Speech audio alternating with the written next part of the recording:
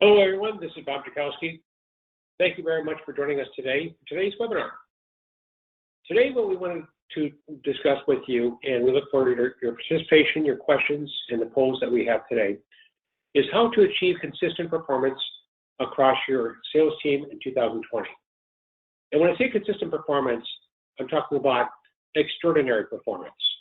How do you achieve extraordinary performance? And how do you do that in such a way that it's uniform across all of your sales team?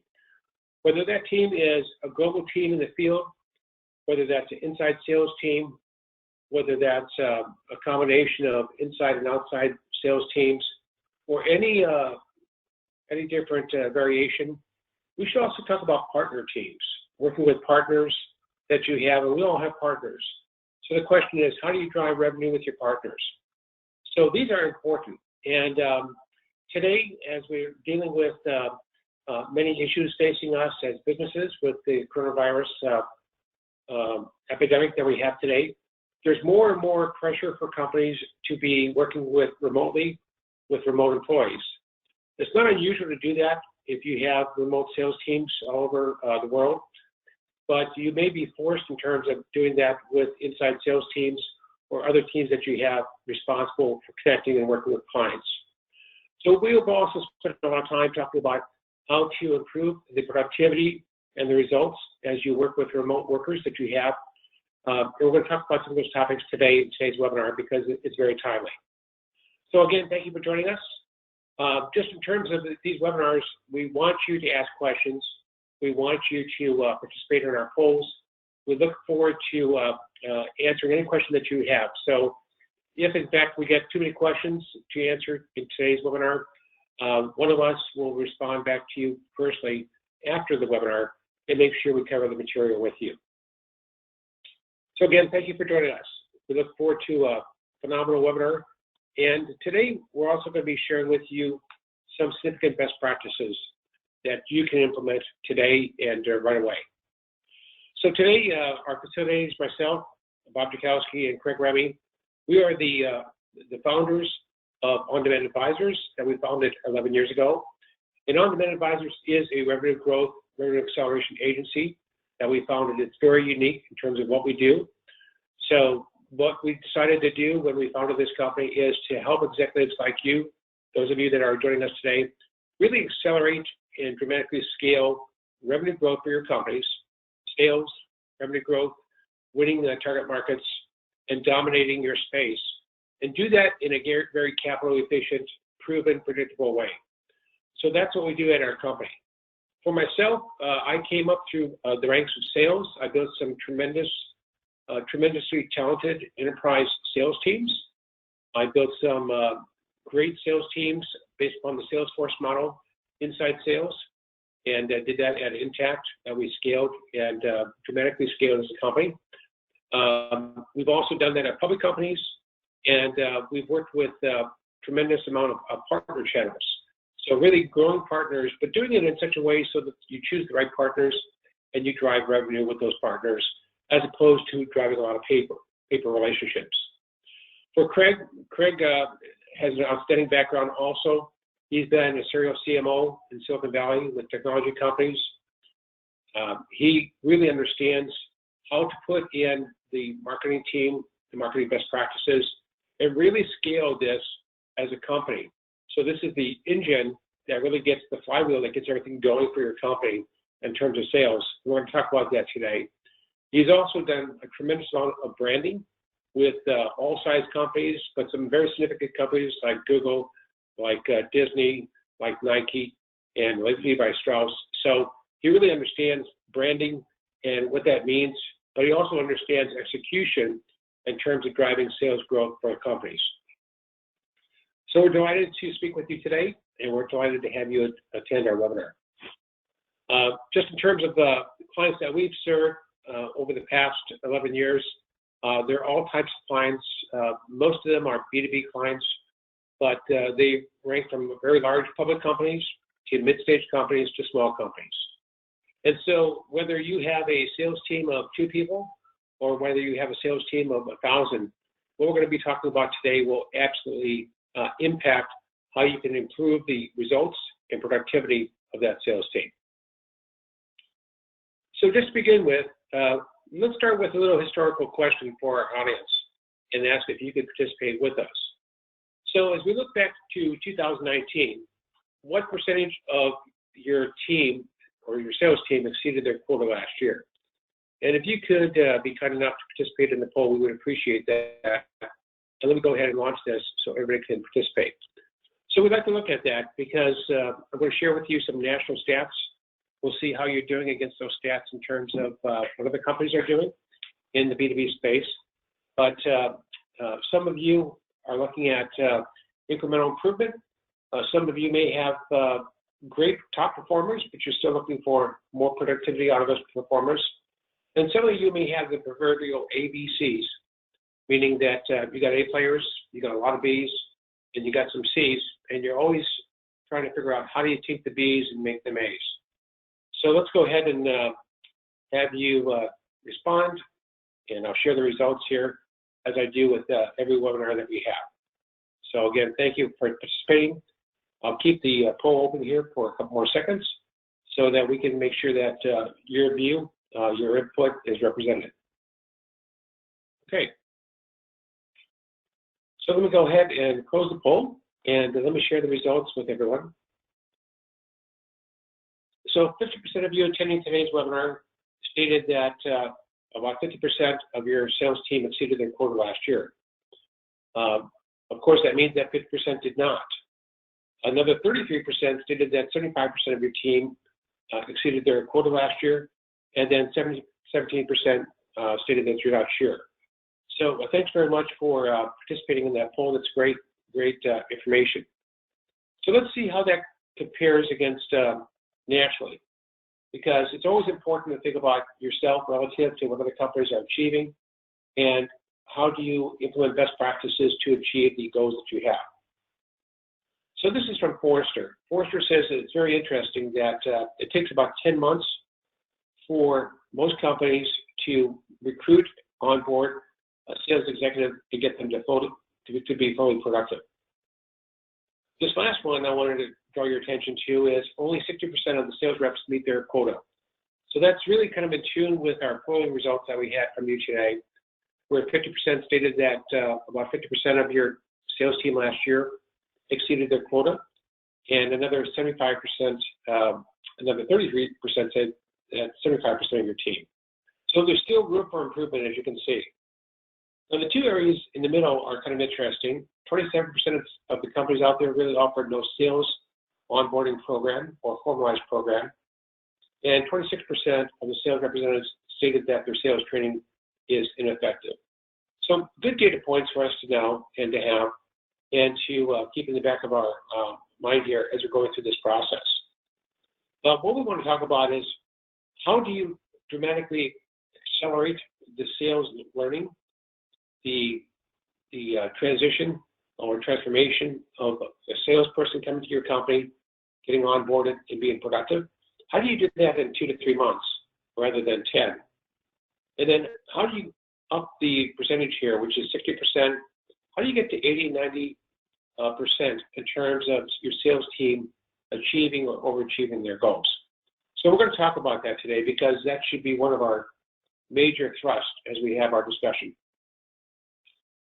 So the challenges we have typically when we're onboarding new sales executives, and let's say this year you brought aboard another 10 new executives that you have on the sales team, is they're coming in, they may have great backgrounds, and by the way, we're not talking about today how to recruit top talent, but that could be another topic that we could cover with you, because there are really some major ways to think about how do you get the top talent or find the top talent, what are the indicators or markers for top talent, and then how do you then use what we're talking about today, which is give them the tools, the knowledge, the coaching, the discipline that they're going to need to be successful and scale their careers. So the challenges, of course, is they're coming aboard, they're unfamiliar typically with your products and practices. Traditional sales methodologies out there are typically what we call blind to individual learning styles, meaning that if you were using challenger sales methodology at your company today, it's a one-size-fits-all, which is fine, to give that type of across-the-board sales methodology training. But the key is to make sure that those that are not coming along as quickly as the rest can get the type of coaching, can get the type of individualized learning experience that they need so that they can increase their performance. The other thing that happens when you're bringing new executives aboard is you've got to help them hit the ground running. And we're going to talk about that today, because one of my philosophies is that every company has a responsibility to ensure the success of their sales team. And we're going to talk about ways that you can do that today, because when you take on that responsibility, you do something reverse of that, which is important. You take away excuses for non-performance. And that's really important from my perspective, because what you really want to do is be able to diagnose why you're not getting the sales performance you need or the attainment, and be able to attack that and isolate that and deal with that. Some other challenges that we find is that sometimes the sales executives that you may have are still selling at the product level. They're not selling at the C-level executive suite, or they're not selling solutions. They're still selling products. So elevating that conversation so that it's going to be engaging with the right audience is important. And then in today's society, as we have distributed sales teams, sometimes they can become isolated. And so today we're going to be talking about not only how do you onboard and achieve success with new sales executives, but how do you upskill your current team? So if you're onboarding 10 sales executives and you've got 50 already in place, your question should be, how do we improve the performance of the 50 we already have in place today too? So it's always about upskilling that team. So what I'm going to walk you through in today's webinar is these top 10 best practices. This is for onboarding sales executives. It's also for upskilling the sales team that you have today. So I'm going to walk you through each of these. Each of these are really important. A number of these also represent innovations that we've created at On-Demand Advisors, and we've put in place and scaled and practiced with our clients. So we want to share those with you today to see how that could benefit your organization and benefit your success this year in 2020. So let's talk about the first one. When you bring aboard new sales executives, the most important thing you can do, I think, on day one is help give them a structure. So too often we bring sales executives aboard and we give them on-the-job training. We're fairly informal in terms of how we give them training. We kind of expect them to perhaps trail along with us or with other sales leaders and figure things out. Instead, what we do suggest is putting in place a 30, 60, 90-day plan, and really be in a position where, as you structure this plan, you can also measure their performance against the specific objectives you have. Because if you're like me, I will know in 90 days whether somebody's going to make it or not at the company. And so one of the challenges most organizations have is they don't get rid of the C's soon enough, meaning there are people that aren't going to succeed in your environment, in your culture, in your company, and what you don't want to do is prolong that for another year while there's an expense on your P&L, and you're sitting there with that type of expense knowing that you're not going to get the results. So you want an early warning system. So being able to structure the front end 30, 60, 90-day plan is really important. The second thing that I think is really important is creating a sales playbook to accelerate learning. So even when somebody has signed to come aboard, getting them to look at a sales playbook and be able to say, how do we give them the information, the best practices that they're going to need? And so let me show you an example of a sales playbook. We've done lots of different sales playbooks for our clients, but I thought what I'd do is just walk you through an example. ICUC is a social media management services company we work with, and they have a global presence in 35 countries. And so you can imagine that they have a very distributed sales team. So as we worked with them, we realized that they're working with the largest companies in the world: Starbucks, Novartis, Macy's, Ralph Lauren, and so forth, Google, just tremendous brands out there that they're helping in terms of social media management services. And they're typically working with either the chief marketing officer or the head of social media for that brand. So what we did is we worked with them to put together this playbook. And in this playbook, what we did is we did some very detailed surveys for buyer intelligence across 12 different verticals, 12 different industries. Because what we realized is that what people wanted to achieve as far as their social presence and social channels was very different in retail than it was in pharma, very different in healthcare than it was in automotive, and so forth. So we really did a great job getting ahead of the buyer and understanding what the buyer wanted.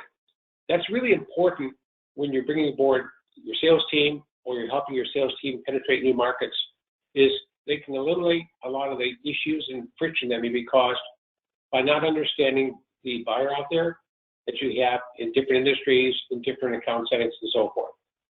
The second thing we did is tie those pains and challenges to the offerings and value propositions, and then give representative customer case studies. Because one of the most difficult things you find when you bring aboard sales teams is they don't know who these successful customers are. So in the storytelling mode that we have, we want to make that story their own. We also cover the sales process. And one of the things that we do that I think is unique is we not only look at the sales process that you have, but we also look at how do you stage the sales tools and how do those sales tools get utilized during each step of the sales process. You may have 60 different sales tools, and if you just put them into a repository, and if you don't show your sales team how to use them to move that prospect or buyer through the next stage, then they typically don't get used. They get in the repository and they get dusty. Next is competitors and battle cards. How do you win against competitors? What's your SWOT against their SWOT? What are important scripts? What's the process to make sure there's a successful handoff and transition to the client services area, and other considerations. So this is just an example of one of many sales playbooks that we created, but I at least wanted to give you an example of one for today that you could see for yourself. And we're going to give you some other examples just because that brings it to life.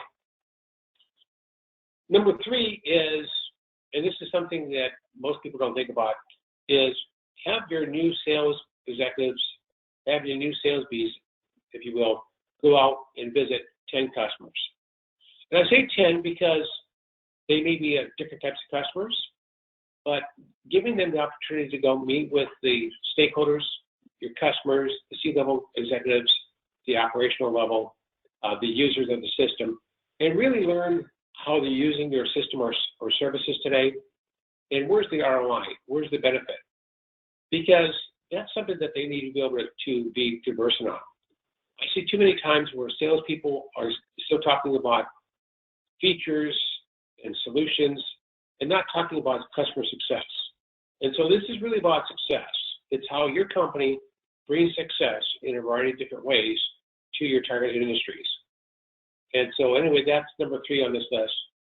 The other thing is making the customer success story their own.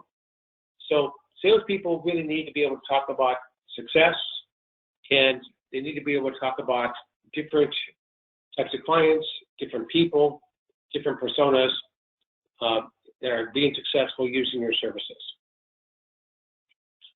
Number 4 is make sure that travel knowledge is shared across the team.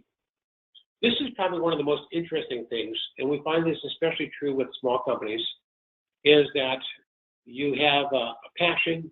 Let's say you're focused on the healthcare market. Let's say you're selling EMR, EHR, billing systems, revenue cycle management systems, and so forth to the healthcare industry. Maybe you're in the dialysis area. Maybe you're in another area, oncology or different area. And so you're focused on that area, and what you're really trying to do is say, there are some folks that really understand what's important in the area of healthcare and dialysis really, really well. And what we need to do is, with those subject matter experts, is get that information out of their heads and get that into the hands of the sales organization. So we're big believers that you want to give a platform to the SMEs to share with them how they can take that knowledge and make it their own. When you have top performers, such as the top 2%, that have really hit a home run in 2019. What you want them to do, of course, is share with your sales team how they did it. What did they do? What was the process they went through? How do they overcome objections? How do they win against competitors? What did the prospect that is now your customer really find that was attractive? What resonated with them? So this is about teaching people, teaching your sales team how to succeed. So if you're like me, you don't want just 5 people that are at 200% of go. You want 25 people or 100 people. And this is the way you do this. So the one thing that we find too is when you get presentations, and I do this a lot of work with sales teams, is how to improve their presentation. So maybe you, as a CEO of a company, maybe you're the best at giving the company presentation. But the key is to make sure that the sales team knows how to give that too. So too often I see lots of different presentations, and salespeople are really great at making things up if they need to, because they need to succeed, regardless of whether you give them the tools and the knowledge or not. So it's better to have that and have consistency, get that recorded, and make sure that this tribal knowledge is parcel to everything that they do. I know that when I was the chief operating officer at a company where we provided manufacturing solutions, and we provided shop floor systems, shop floor management systems, and we did that, and we worked with SAP globally. So we worked with all the largest SAP customers in the world. I know that a lot of what we did was around lean manufacturing. And so we had a number of SMEs that really understood lean as a discipline, as a process. And our goal there was to get the information out of their heads and get it into the hands of the entire organization that we had, so that the organization really knew how to talk about lean with all of our customers and prospects. Number 5, as far as best practice, is integrate new hires into the company. I think one of the most difficult things that confronts most salespeople is they don't know how to use the resources inside the company or inside the partnerships to their full advantage. And what I mean by that is that you can give them an org chart. You can say, here's the organization, isn't this fantastic, all these people that we have in these different roles. But what they don't know is what's behind the org chart.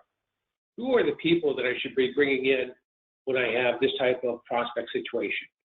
Who are the people that I should be leveraging when I need to talk about best practices or how to do an assessment in this type of area?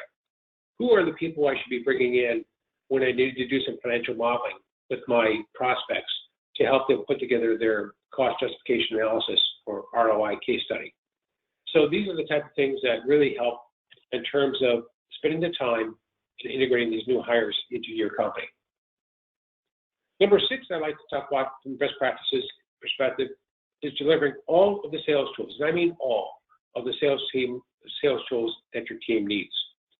And on the left, we have what we call a seller's journey. On the right is the buyer's journey. So you may have heard any number of speakers, including us, talk about the buyer's journey. And so your buyer does have a process that they want to go through to evaluate and to buy your type of solution. And so typically most of us have a sales process that we like to work with. What we suggest is that we map both, and we help map the left to the right so that it's uniform in terms of limiting friction that your buyer experiences when they're going through the buyer's journey, and that your sales team understands how to enable this process. Now, the thing that's important is when you start looking at mapping out your sales process, you're going to figure out that there are specific tools and knowledge and scripts and presentations and documents that are required at each stage of that or step of that sales process to help them provide the proof points, the interaction with the prospect, and then move them, convert them to the next stage of your sales process. So for instance, here are some examples. And these are typically things that we actually help our clients create and utilize throughout the sales process. So it's not just about marketing and getting marketing leads. It's about giving the sales team these same tools to help them convert. Let me just talk about a couple. The buyer's guide. Let's say you're an IT services company. You're a managed services company today. And let's say you offer managed print solutions as an example. So a lot of times your target audience doesn't understand how to look at managed print solutions. They don't even know how to evaluate them. They don't even know what they should be thinking about when they're thinking about bringing in a partner to actually help them in this area. So creating a buyer's guide really provides them with a step-by-step process on how to think about the benefits of this service. How should they be thinking?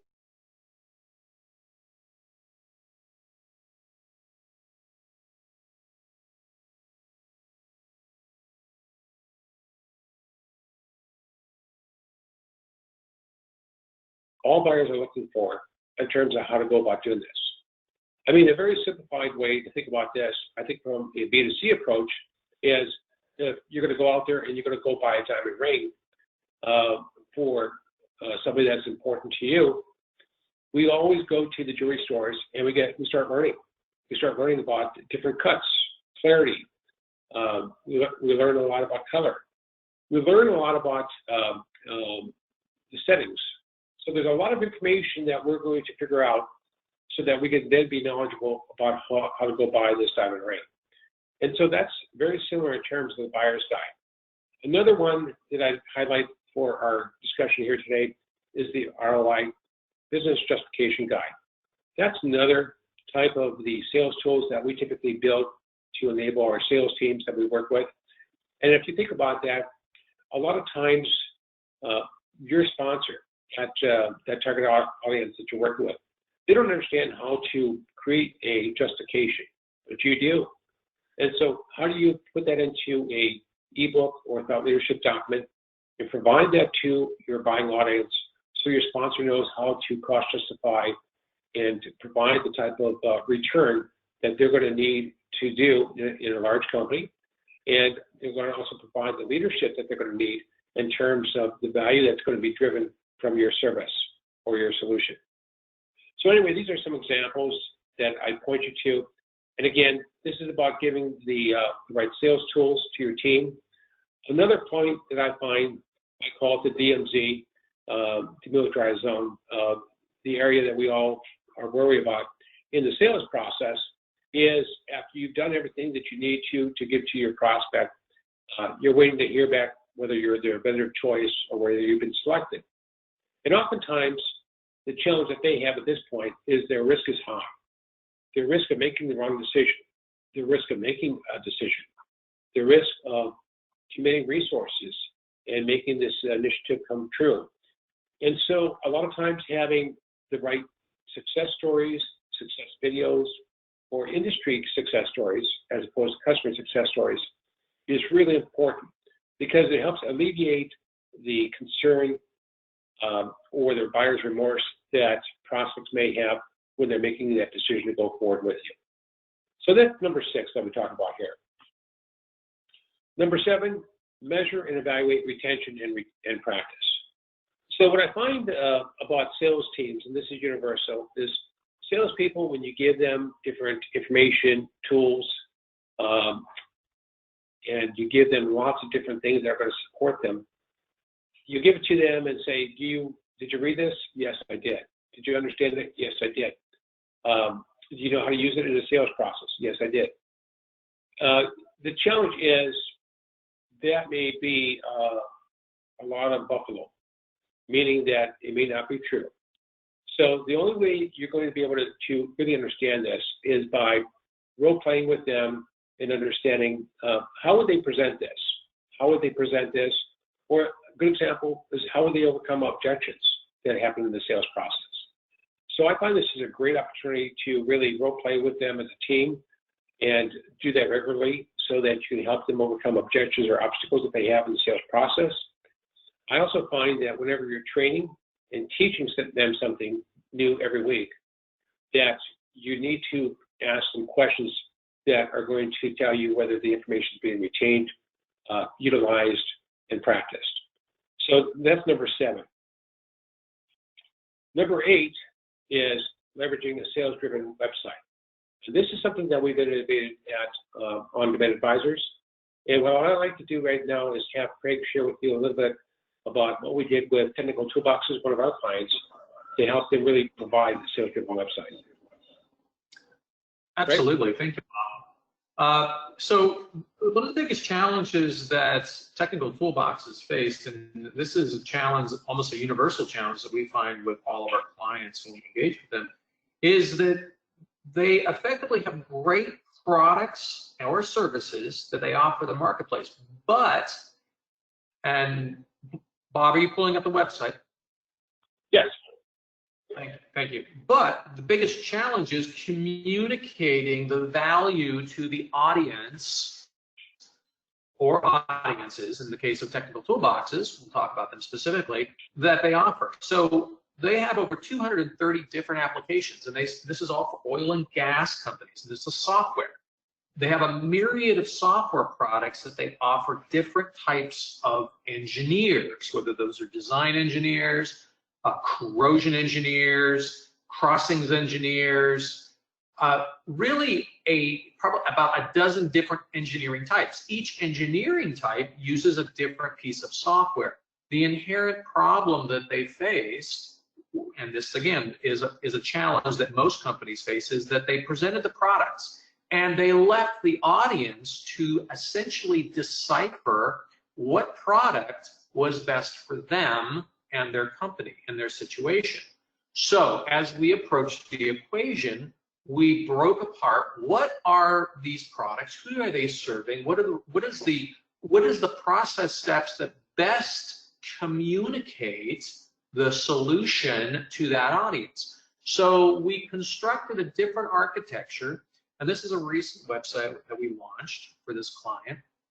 We constructed it based on both a pathway of roles and products. So even though they wanted to continue selling the product direction, we would present the product in the, and if you can click on one of those, Bob, please just select one of the roles.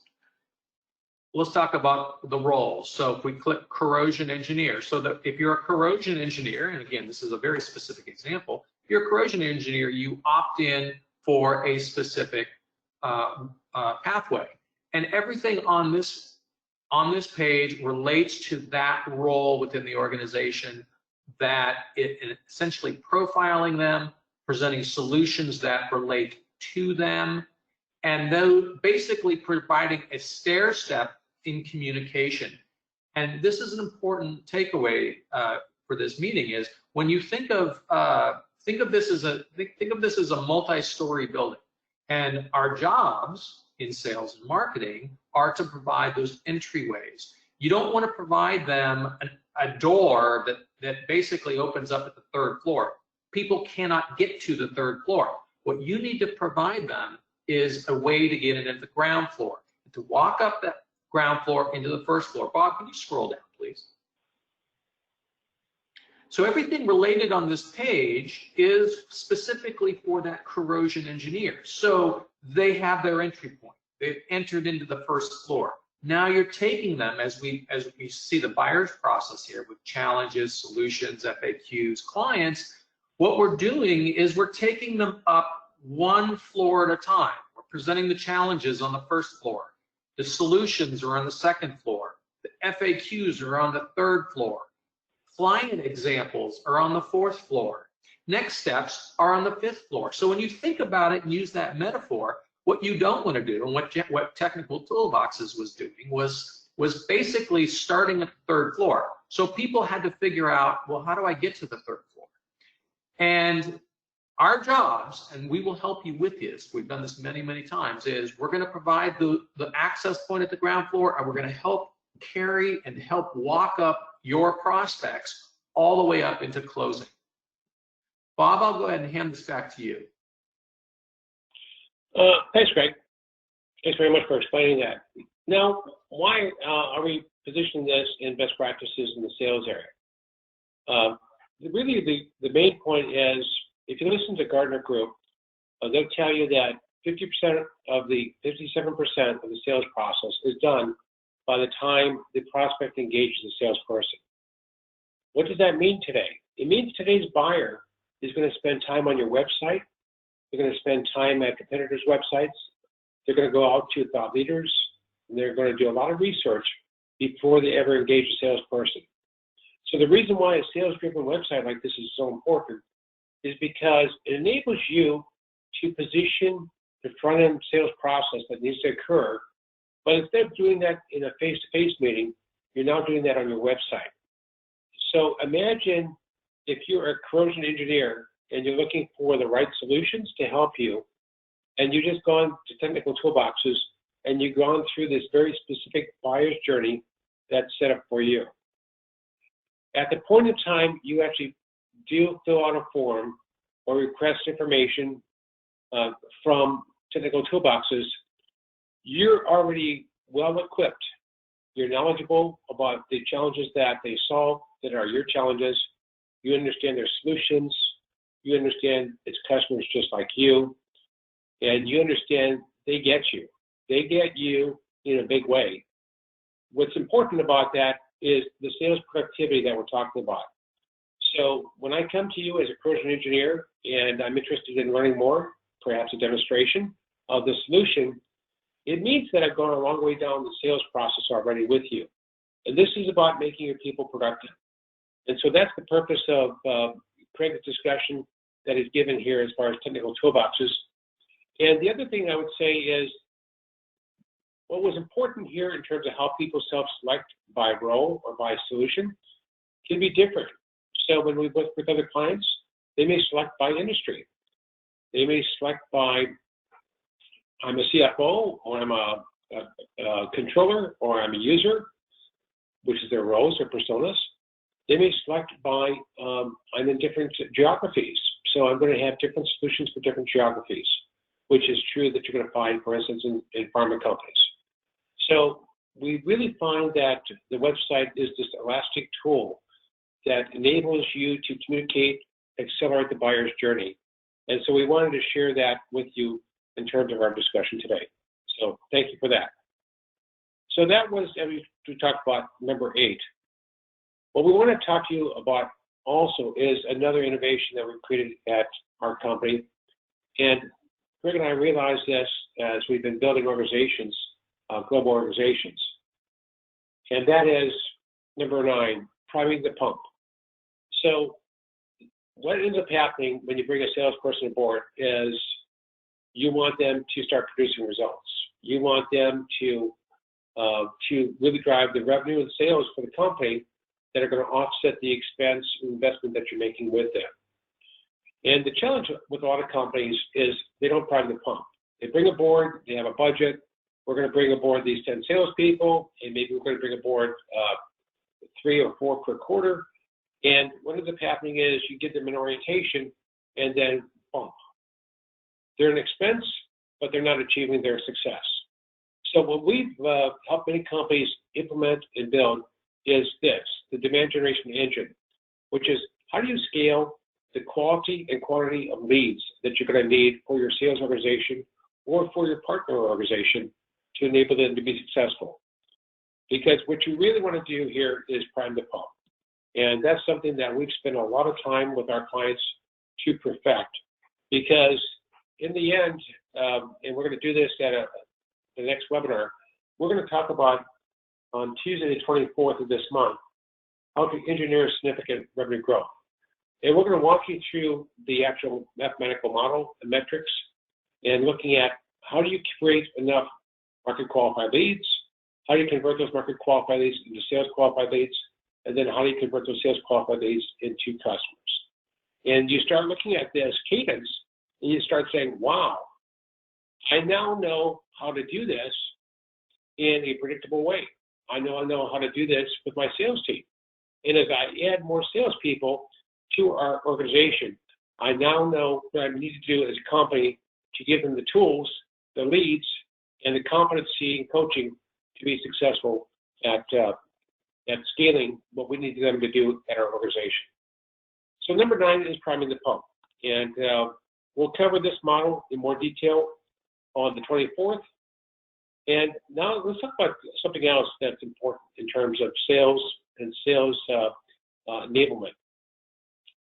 If you look at this, and I did know this is something that I've implemented at many companies. I call it the pyramid of competency. And what you're really looking at the very beginning is when you bring aboard a sales team, you begin with the sales orientation. You want to give them the market intelligence, the buyer intelligence, and understand the buyer's journey of who they're working with. As you move up, then you start looking at things that are unique to your company. What is your sales process? What's your sales methodology that you're using? You want to role play with them in terms of interacting with prospects. You've got a forecasting approach that's unique. You're going to use a CRM system, whether it's Salesforce or HubSpot or some other type of vehicle out there. And you've got a quota and compensation plan that you believe is aligned with your sales team in terms of their behavior to drive the outcomes that you need in the company. Now you move up the ladder and say sales enablement.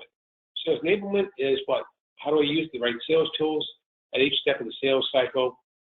How do I provide much more of a compelling and provocative discussion in terms of engagement with our prospects? How does from a competitor perspective, how does my SWOT, strengths, weaknesses, opportunities, threats, win against my competitors? How do I do win-win negotiating? How do I provide the coaching and reinforcement that they need for that enablement? Now I move up one step further, sales effectiveness. So it's deal making. How do I achieve this type of strategy, especially when I'm doing this with large enterprises and global customers? How do you get engaged with the buyer's business so that your solutions become the important embedded services that they need to achieve their business goals? How do you share the best practices we talked about from top performers or SMEs and so forth? The purpose of this pyramid is to really have a visual way to look at what needs to get accomplished with the sales team. And that really begins to enter the conversation into number 10. And number 10 is something that we profess and we help implement with many of our clients, was making sales performance and training a weekly activity, a weekly event. So when you do that, you realize all that information that we just talked about here in this pyramid, you just can't do that in a three-day session in Las Vegas.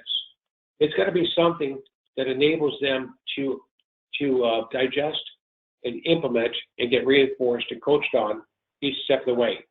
So we believe that sales training, whether it be for onboarding or whether it be for your existing team, is something that needs to happen every week.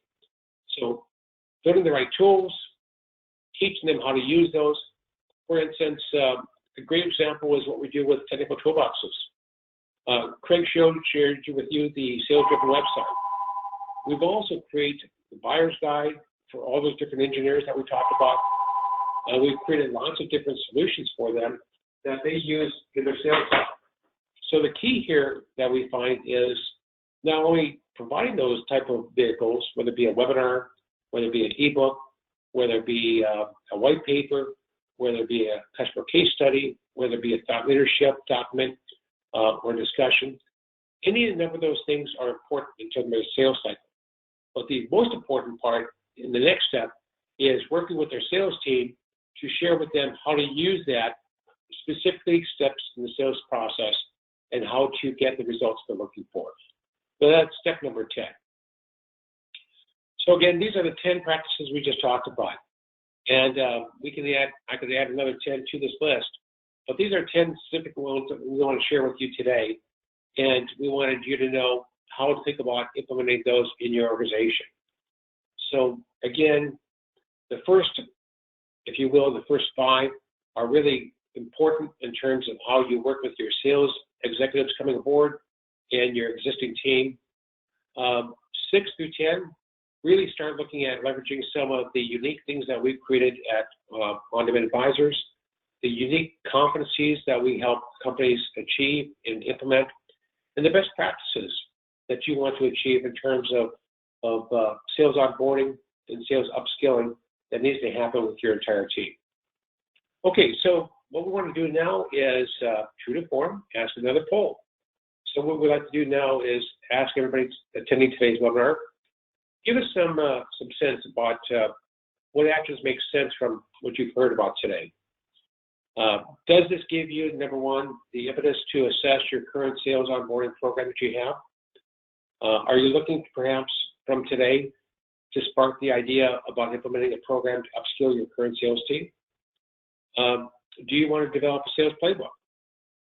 Perhaps you don't have one today, or maybe you do have one, but you want to dust it off and you want to implement it in a different direction, in a different way. Are you interested in how a sales-driven website can accelerate your sales cycle today and reduce your cost of sales? Or are you interested in doing what I talked about at the last area, which is priming the pump, which is if you're going to have salespeople aboard, you've got to give them the sales leads that they're looking for. And if you really have great salespeople, and I've been blessed to have hundreds and hundreds of salespeople that have been superb, I realized that I need to feed them. I need to give them great opportunities to go work, and don't do a great job. They will do a great job having a partnership with our customers and prospects and help them go through the buyer's journey with them. So let's go ahead and share the responses, and I'll just keep this open for another second or two. So please go ahead and opt in your last response here, and then let me go ahead and share this with everybody on our call today. Okay, so let me share the results. So 25% of you stated that the action you'd like to take is implementing a program to upskill your current sales team, which is fantastic. Another 25% stated that you'd like to look at a sales playbook, and we went through the example of ICUC today. And 50% of you stated that you'd like to understand how a sales-driven website can actually help you accelerate your sales process and reduce your cost of sales.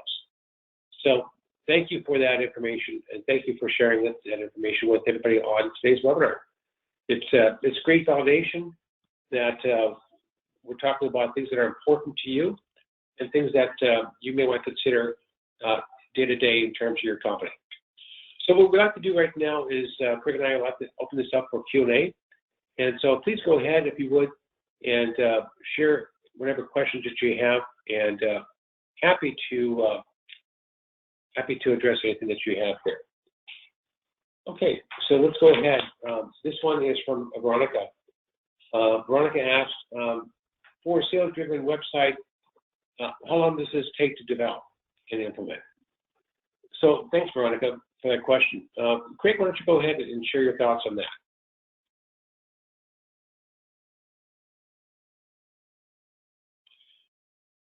And Craig, you might be on mute, but that's okay. So let me go ahead and see if I can answer the question. For a sales-driven website, we typically find there's two situations.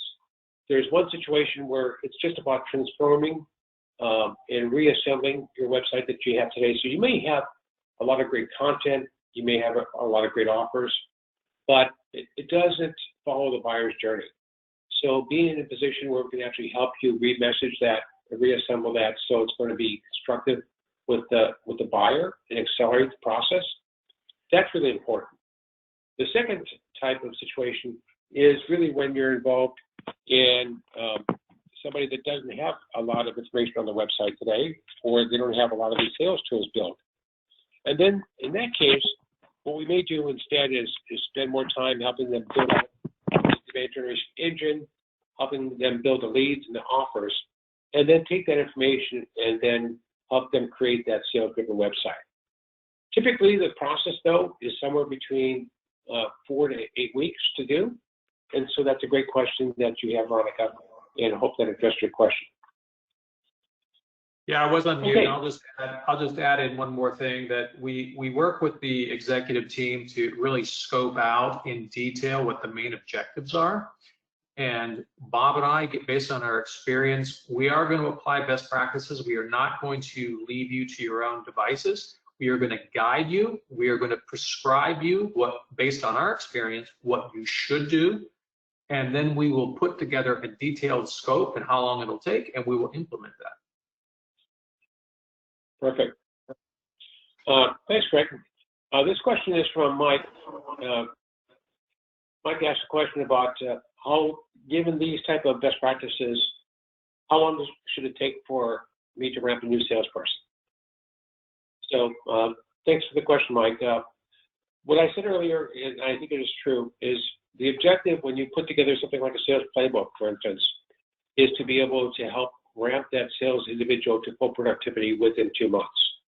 That should be the objective. That means that it's a fast track, but it also means that you want to give that person the right tools. You don't want them to flounder. And by giving them the sales playbook, by having the right sales tools available for them and training them in their use. And then if you do prime the pump, as we talked about earlier, which is giving them enough leads on a month-to-month basis, it really allows them to get the at-bats they're going to need to practice their craft, to perfect it, and to be excellent at what they're doing. So good question, and thank you for that. This one is from Melissa. Melissa wanted to find out how you can do the individualized learning versus en masse. That's a great question. So what we find is that there are a lot of technologies, and we work even with some of our customers in this regard, about finding the right platforms or the tools that are going to be used and implemented so that you can have individualized training maps. So if you think about this, everybody learns at different paces. So one of the things that we understood is that you're going to have some folks that are going to be accelerated. So for instance, you may hire somebody from the industry that already knows the industry, knows what you do, knows the customers and prospects out there. They're going to be a fast learner. You may have somebody new that just came out of the university, though, that you're bringing aboard, and you've got to give them the same knowledge. So in their case, they're going to need a lot more hand-holding. They're going to need a lot more training. And so there are different platforms that we'll talk about or can talk offline with you about that you can employ to have the individualized training that are going to give you the type of excellence you're looking for on a per-person basis. So great questions, and thank you for your participation on that. I'll open this up for any more questions that we have here for our audience. Okay, so let's talk a little bit more about the next steps. What's next that you can do? One next step that we could offer up to you is to assess basically your current sales onboarding or upskilling program that you have today. And we're happy to do that complimentary, no charge, because what we really want to do is really look at what you have today versus what you want, and then figure out, where's the gap, where's the delta. We also want to talk about how you can leverage or create a sales playbook if you don't have one. And then 50% of you stated that on today's webinar that one of your main goals would be to think about how to implement a sales-driven website to accelerate your sales cycle. And so we think that this would be a great conversation to have with you. We're going to be following up with those of you that have asked for it and really share with you some best practices and ways that we help our clients implement that. And then finally, if you want to prime the pump, you want to put in your own demand generation engine. We've done this with many clients and really helped them tremendously scale. One of our clients that we did this with is a company called AvExchange, where Craig and the team actually helped really do a number of things that were strategic for them. But one of those things that was really important was putting in this demand generation engine. They saw their sales go from $6.5 million to $65 million in 4 years. So just tremendous growth that they received with their sales team, with their partner channel, but it was really about putting in the right engines and the right expert advice and catalyst to get the job done. So anyway, those are some next steps that we would offer to you. We'll also send you and make available to you our next webinar that we have coming up on the 25th, and that's going to be at 1 p.m. Eastern. And it's going to be on the 24th, Tuesday, and that's going to be at 1 p.m. Eastern, and it's about how to engineer significant revenue growth for your company. So we're going to cover the methodology that we put in, Craig and I put in, when we were building very successful companies in Silicon Valley, and now we've perfected that over hundreds of B2B companies over the past 11 years. So we just wanted you to know that there is a method for predictable growth. There is a way to do this from a capital efficient perspective. And most importantly, there is a way, as we discussed in today's webinar, to accelerate the success you're going to have with your sales team, whether that means onboarding those new sales team members or upskilling your existing team. So thank you very much for attending today's webinar. On behalf of myself, Craig, and the entire On-Demand Advisors team, we'd like to thank you for participating in today's webinar. We hope that you received a lot of thoughtful best practices that you can apply to your company today. We appreciate the opportunity to share these 10 best practices that we covered in detail with you, and we look forward to further conversations to help you on your journey. Have a great day.